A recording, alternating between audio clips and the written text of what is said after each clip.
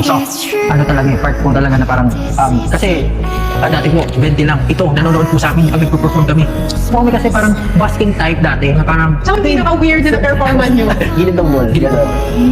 Parang minsan, may mga times po talaga na parang, yun yan, nahihiya kami. Minsan yung mga kilala namin pumupunta. Kasi yung mga kaibigan lang namin sumusuporta sa amin, gano'n. Talaga, minsan 20 lang ako din sa ito. Less than po, less po.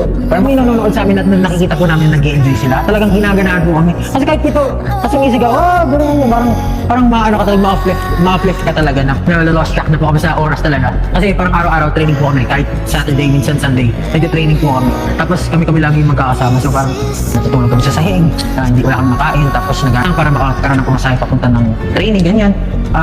Lahat yun parang parang hinanda ka din sa para Po kasi lahat ng gumagang tao, pinalad din sa buhay. Parang katulad ko po na parang, syempre, nag-training po ako pero honestly wala akong makain sa araw-araw. Nangihingi ako ng baon kay, Paolo, gano'n. Naghihingi po parang everyday pag wala siyang, pagka hindi siya nakapag-baon, hindi rin ako kakain, parang gano'n. Parang gano'n yung buhay ko dati. Then, yung una nga po, parang yung mga nasa headline nun, Filipino-Korean, SB19.